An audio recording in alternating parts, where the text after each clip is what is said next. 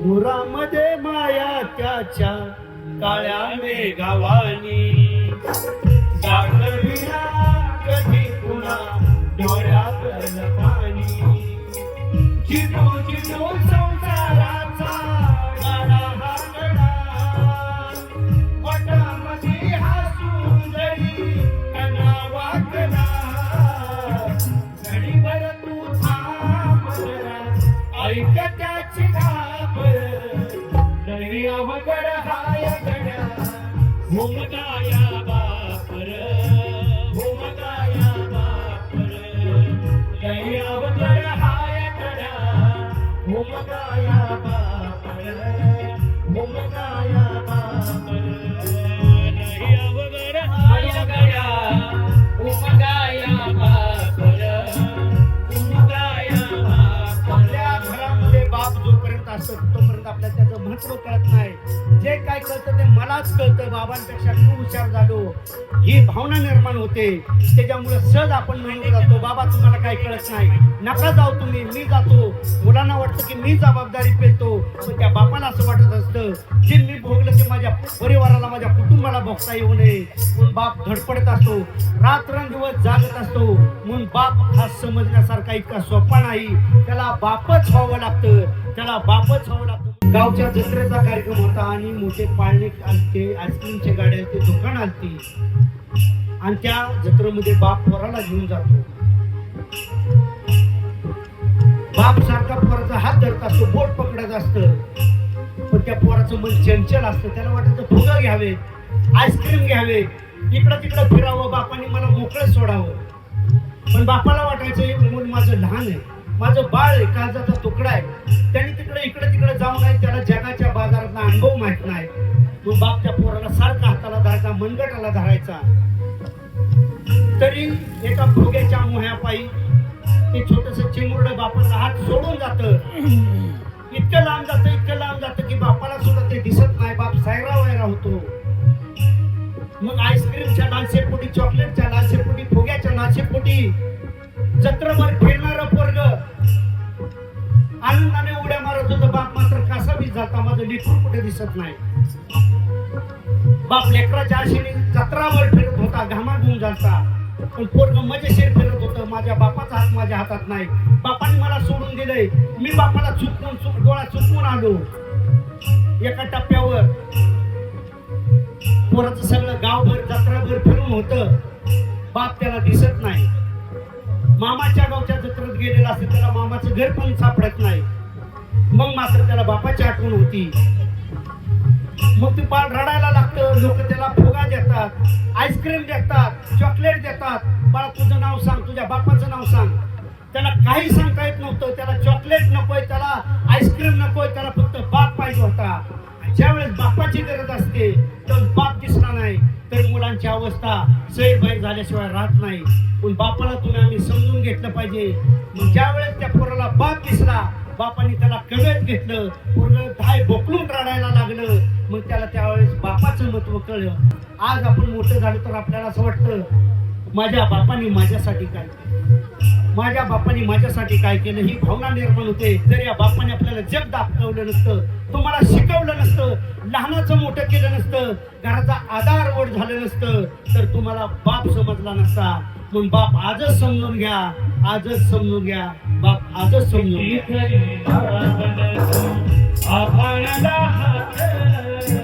चिंता तुझी मुक्कामाला त्याच्या तारणात वाचत्या डोळ्यात एकेकाविषयी तुझा पाहिला मानवी हाय त्याची खुशी रे, हाय त्याची खुशी. कधीभर तू थांब जरा ऐक त्याची धाकर, नाही अवघड हाय गड्या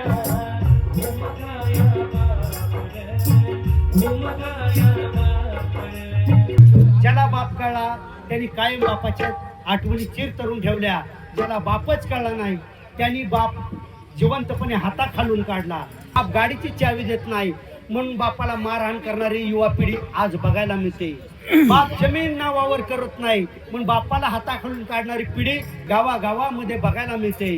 बाप निस्वार्थी असतो, बाप मायेचा सागर असतो. म्हणून बापाबद्दल जेवढं सांगावं तेवढं कमीच आहे. माझ्या डोळ्यातली आठवण कोणी मायेनं सुटताना, होळी हुंडा काढत डोळ्या गोष्या बापाची संताना, होळी हुंडा काढत डोळ्या गोष्या बापाची संताना, होळी हुंडा काढत डोळ्या गोष्या बापाची संताना, होळी हुंडा काढत डोळ्या गोष्या बापाची संताना.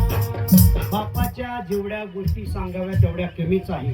कारण बाप हा बापच असतो. बाप कधी भेदभाव करत नाही, मुलगा किंवा मुलगी असा भेदभाव करत नाही. पण बापाचं पुरीवर लय लक्ष असतं. त्यातली त्यात आईजवळ बापांनी निरोप दिलेला असतो, माझ्या लेकीकडे लक्ष दे. पोरगी लहान असते, या वयाची असली की मुलगी आईबाप फ्रीडम देतात. पण पोरगी 7वीला गेली, पोरगी 8वीला गेली, आईचं बोलायला सुरुवात होतं, खाली बघ, मोठ्याने बोलू नको, दात काढू नको, खाली बघून जा, इकडं तिकडं बघू नको, सरळ जा. पुरीला वाटतं आजपर्यंत मला आई कधीच काही बोलली नव्हती, अचानक तिच्यात असा बदल का झाला, इतका बदल का झाला. बापाने आईजवळ निरोप दिलेला असतो, तो निरोप आई थ्रू पुरीकडे जातो. त्याच्या पाठीमागचं फक्त काळजी असते. पुरीला वाटतं ज्या बापाचा हात माझ्या खांद्यावर इयत्ता 8वी पर्यंत होता, पोरगी थोडी मोठी झाली, तिची शारीरिक वाढ झाली की बापाचा हात माझ्या खांद्यावरून का निघाला. तिला अस्वस्थ वाटू लागतं. काय झालं? मुलीमध्ये शारीरिक बदल झाल्यानंतर, मुलगी मोठी झाल्यानंतर समाज तिच्याकडे वेगळ्या नजरेनं बघायला लागतो. की मुलींना पण जाणवतो तुम्ही मुली होता कधीतरी, आज आई झालेला आहात. हे वास्तव आहे, समाजाचं वास्तव आहे. आणि मग मात्र मुलीला असं वाटतं, बाबा तुम्ही माझ्याकडे फार दुर्लक्ष करताय, तुम्ही माझ्यावर लक्ष देत नाही, तुम्ही मला थोडासा जाच करताय. आपला दाद्या मात्र गावभर रात्री 12-12 वाजेपर्यंत बाहेर हिंडत असतो, उशिरा येत असतो, आणि तुम्ही मात्र मला म्हणता आली का घरी, मैत्रिणीकडे जास्त वेळ थांबू नको, पटकन घरी ये. असं बाप सारखा सांगत असतो. बाबा तुम्ही असा भेदभाव का करता, मला तुम्ही फिराय का नेत नाही. बाप म्हणतो येत्या रविवारी मी तुला नक्की फिरायला नेणार. बाप पुरीला लवकर उरकायला लावतो, पोरगी उठती, बाप जातो बारामतीला. बारामतीमध्ये हार्डवेअरचं दुकान असतं, त्याच्या पाठीमागं त्याच्या समोर खडी वाळू दगडी पडलेले असतात, स्टील पडलेलं असतं. तो म्हणतो हे बाळा बघून घे, हे स्टील वगैरे पडले, दगडे वगैरे बाहेर पडले, ती तू बघून घे. पोरगी बघते ह्यात काय बघण्यासारखं, हे तर बाहेर टाकलेले, तू बघून घे. अजून एका ठिकाणी तो लाकडाच्या वाकरीने तो वंडके पडलेले असतात, बाळा तू हे बघून घे. बाबा मला तुम्ही हार्डवेअरचं दुकान बघायला नेलं, बाबा मला तुम्ही लाकडाचे वकार बघायला नेलं, काय आहे त्याच्यामध्ये, तू बघून घे बाळा, एकदा बघून घे. बाळ बघतं, आता काय ह्याच्यात बघण्यासारखे, मी रोजच तर बघते, अस्ताव्यस्त पडलेली लाकडं बघते. मग बाबा त्या लेकराला सराफाच्या दुकानात नेतात, म्हणतात माझ्या बाळाला हिरा दाखवा. हिरा काय असाच उघडा असतो का, दगडी दोंड पडल्यासारखा. हिरा अनमोल असतो.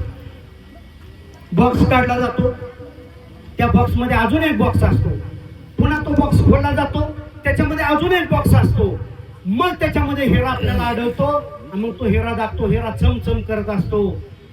तो माणूस मग तो ठेवून द्या, माझ्या लेकराला फक्त हे दाखवायचं होतं, याला हिरा म्हणतात. चला घरी येतात, म्हणजे बाबा मला तुमचं काहीच पटलं नाही, मला लाकडाची वखार दाखवली, मला हार्डवेअर दाखवलं, लोखंड पडलेलं दाखवलं, दगडी, ह्याला काय अर्थ आहे होय. पिंट्याला मात्र तुम्ही कुठे पिक्चरला नेता, बिंदास फिरवता, नको तिकडे नेता, आणि मलाच असं का माझ्यावर अन्याय. म्हणतात बाळा हेच तर तुला मला दाखवायचं होतं. जे अस्ताव्यस्त पडलेली दगड होती, लोखंड होतं, ती लोखंड म्हणजे आपला दाद्या आहे. तो कुठं भटकन, कुठं फिरत, दगड लोखंड असं सहजासहजी कोण चोरून नेतं का, त्याला जास्त महत्व नसतं, कारण ते कणखर असतं. आणि बापाच्या दृष्टीनं मुलीचं हृदय, मुलीचं मन हळवं असतं, मग ते जपण्याचं काम बाप करत असतो. मग बाप म्हणला बाळा ते जे सगळं काही टाकाऊ होतं, घराच्या बाहेर टाकलेलं होतं, ते म्हणजे तुझा दादा होता, आणि जे अनमोल हिरा होता, तो हिरा म्हणजे तूय माझ्या बाळा, तूय. मग तुला जपण्याचं काम करतो. हिऱ्याची अशी ओपन ठेवल्यानंतर सहजासहजी चोरी होईल, मग तुला मला जपायचंय, आयुष्यभर जपायचंय. म्हणून बाप लेकराची काळजी करत असतो, बाप जपत असतो, आईजवळ निरोप सांगत असतो. त्याच्यामुळे मुलींना असं वाटतं सहज प्रेम कुठेतरी मिळतंय का, सहज कुठेतरी प्रेम मिळतंय का? मग कोणतरी आयुष्यामध्ये बॉयफ्रेंड येतो, चॉकलेट देतो, बर्थडे गिफ्ट देतो, एखादा टॉप देतो, पुरी फसतात, पळून जातात. त्यांना असं वाटतं बापापेक्षा किती भारी, आईपेक्षा किती प्रेम करतोय, मला गिफ्ट आणून देतोय, न सांगता बडे. त्याच्या मागे स्वार्थ असतो, त्याच्या पाठीमागे स्वार्थ असतो. बापाचा काही स्वार्थ नसतो, आईचा काही स्वार्थ नसतो. लेकरांना जपायचं असतं. म्हणून बाप समजून घेताना तुम्हाला आम्हाला बापाचा कधीतरी बाप म्हणून विचार केला पाहिजे, आईचा कधीतरी आईच्या जागेवर जाऊन विचार केला पाहिजे. तरच खऱ्या अर्थाने तुम्हाला आईबाप समजेल, तरच खऱ्या अर्थाने तुम्हाला आईबाप समजतील. नाहीतर तर तुमच्या आमच्या जीवनाला अर्थ आहे, अन्यथा तुमचं आमचं जीवन व्यर्थ आहे. आपल्या घरातला करता पुरुष आधारवर निघून गेल्यानंतर नातेवाईक आपतेष्ट जमा होतात, घराला आधार देण्याचा प्रयत्न करतात, म्हणतात बाळांनो रडू नका, आम्ही आहे, काळजी करू नका, आम्ही आहे ना. पण तो फक्त आधाराचा शब्द त्याच दिवसापूर्वी मर्यादित असतो. त्या दिवसानंतर आपल्या घराकडे आधार वड खऱ्या अर्थाने बापानंतर कोण होत नाही. ही भूल भुलई दुनिया आहे, प्रत्येकाचं तेच आहे, प्रत्येकाच्या घरी तेच आहे. म्हणून बाप आपल्याला समजणं गरजेचं आहे. बाप आपल्याला असं सहज वाटत असतो, पण उंबऱ्यात बसलेला बाप सुद्धा आपल्याला फार मोठा आधार देत असतो. बाप एक घराचं कुलूपच असतं, बाप आधार उघड असतो. पण बाप तुम्हाला आम्हाला समजणं गरजेचं आहे. कारण बाप कुणाला पण मिळत नाही, कारण बापाची किंमत बाप नसल्यानंतर आपल्याला कळते. बाकी दुनिया जरी आम्हाला दिसली, आम्ही आज हॉस्पिटलमध्ये असलो, आजारी असलो, बिल भरायच्या टायमिंगला नातेवाईक पसार असतात, पण तो जर आपला बाप असला, कुठून पण काबाड कष्ट करेल, उचल घेईल, ऋण काढेल, प्रसंगी जमीन विकेल, पण घरातल्या पोराला पुरीला तो आजारपणाच्या खायतून घरी आणल्याशिवाय राहत नाही. बाप तो बापच असतो. ऋण पाणी उपसेल, पण बाप लेकरांची काळजी घेईल, लेकीची काळजी घेईल, बायकोची काळजी घेईल. एक वेळ स्वतःला कपडे घेणार नाही, पडेल घेणार नाही, पण बाप कुटुंबासाठी कायम झटत असतो, कायम झटत असतो, कायम झटत असतो. म्हणून त्या बापाचं स्मरण अण्णांच्या द्वारे आपण करतोय. अचानक हिरावून गेले हो, अचानक हिरावून गेले हो, मायेचं घरटं आता सोडून गेले हो, मायेचं घरटं आता सोडून गेले हो, मायेचं घरटं आता सोडून गेले हो. अचानक हिरावून गेले हो, अचानक हिरावून गेले हो, मायेचं घरटं आता सोडून गेले हो, मायेचं घरटं आता सोडून गेले हो, मायेचं घरटं आता सोडून. आणि हे मायेचं घरटं आपल्या ज्यावेळेस सोडून जातं ना, त्यावेळेस मनाला खूप वेदना होतात, क्लेश निर्माण होतो. आपण लहान असतो त्यावेळेस परीक्षा पास झालो की आपल्याला बाप आशीर्वाद देतो, सुखाचं राहा, म्हातार व्हा. त्यावेळेस आपल्याला वाटतं बाप काय आशीर्वाद देतोय, म्हातार व्हा. ते म्हातारा आहे काय ना, आम्हाला म्हातारा व्हायला लावतो. पण मोठं झाल्यानंतर त्याचा अर्थ कळतो बाळांनो, की म्हातारा व्हा म्हणजे म्हातारा होईपर्यंत जगा, आयुष्यभर जगा, जवानीतच मरू नका. कारण बाप जिवंत असताना त्याचा पोरगा जर बापाच्या डोळ्यात एकटा मेला ना, तर त्याला असं वाटतं हे जिनं मरण होऊन मेलेलं बरं, मरण होऊन मेलेलं बरं. बाप आपली काळजी करत असतो, बाप तळमळ करत असतो. अचानक काळाने हिरावून गेले हो, अचानक काळाने हिरावून गेले हो, मायेचं घरटं आता सोडून गेले हो, मायेचं घरटं आता सोडून गेले हो, मायेचं घरटं आता सोडून गेले हो. निसर्गाने पुढे भिंगुनाचे झाले का, निसर्गाने पुढे भिंगुनाचे झाले का. सारी दुनिया मला दिसते आमचे सारी दुनिया मला दिसते आमचे. सारी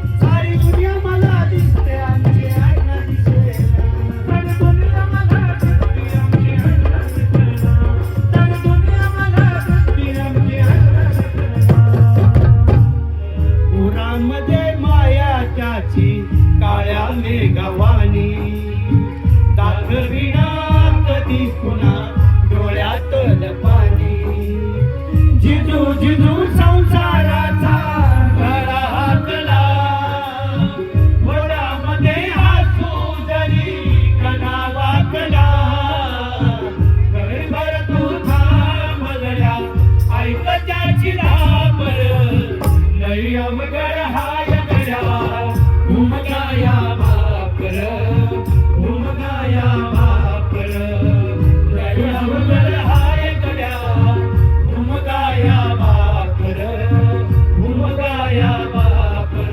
आयुष्यामध्ये तुमचा जर सगळ्यात आवडता हिरो कोण असेल तर तो तुमचा बाप असला पाहिजे, नट्या येणार नाही. आणि सगळ्यात पुरींना म्हणजे तुमची आवडती हिरोईन कोण असली पाहिजे, आई असली पाहिजे. फटकी तुटकी का असणार, तिच्या इतकं माया कोणच करू शकत नाही. आणि आईबापांशिवाय, आईबाप समजून घ्या बाळांनो, आईबापांशिवाय आपल्यावर खरं प्रेम कुणीच करू शकत नाही. ही दुनिया सगळी भूलभुलैया आहे, ही दुनिया सगळी भूलभुलैया आहे. म्हणून असा बाप अशी आई प्रत्येकाला कळावी, कारण आईबाप परत मिळणार नाही. सगळं काय मिळेल पण आईबाप मिळणार नाही. म्हणून आईबापांचं स्मरण तुम्ही आम्ही कायम केलं पाहिजे. छत्रपती शिवरायांची आठवण बाबासाहेबांची आठवण अख्ख्या जगाला आल्याशिवाय राहणार नाही. म्हणून या दोन राजांना आपण या ठिकाणी वंदन करूया. दोन घरांचे इथे गाजले, दोन घरांचे इथे गाजले कोकण पुण्यभूमीवर, दोन घरांचे इथे गाजले कोकण पुण्यभूमीवर. एकट्या रायगडावर, एक चौदार तळ्यावर, एकट्या रायगडावर, एक चौदार तळ्यावर, एकट्या रायगडावर, एक चौदार तळ्यावर, एकट्या रायगडावर, एक चौदार तळ्यावर. दोन घरांचे इथे गाजले, दोन घरांचे इथे गाजले कोकण पुण्यभूमीवर, दोन घरांचे इथे गाजले कोकण पुण्यभूमीवर. एकट्या रायगडावर, एक चौदार तळ्यावर, एकट्या रायगडावर, एक चौदार तळ्यावर, एकट्या रायगडावर, एक चौदार तळ्यावर, एकट्या रायगडावर, एक चौदार तळ्यावर. क्रांतीज्योती सावित्रीबाई फुले यांचं या ठिकाणी आपण गौरव गीत सादर करू. फुले सावित्री नसती तर तुम्ही शिकला असता का, फुले सावित्री नसती तर तुम्ही शिकला असता का, फुले सावित्री नसती तर तुम्ही शिकला असता का, फुले सावित्री नसती तर तुम्ही शिकली असता का. या ठिकाणी आपण अण्णांच्या प्रित्यार्थ अर्थात आपल्या सर्वांच्या वडिलांच्या प्रित्यार्थ एक गीत सादर करूया.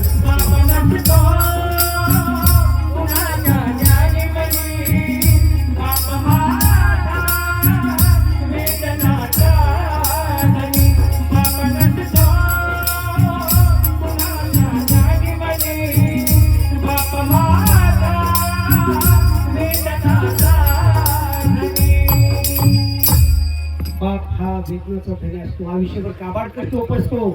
बाप मात्र तूप आयुष्यभर गिळत राहतो, मुलांना मात्र सुखी करण्याचा प्रयत्न करतो. आणि या बापाचं स्मरण आपण केलं. सर्वांचं या ठिकाणी मनपूर्वक आभार.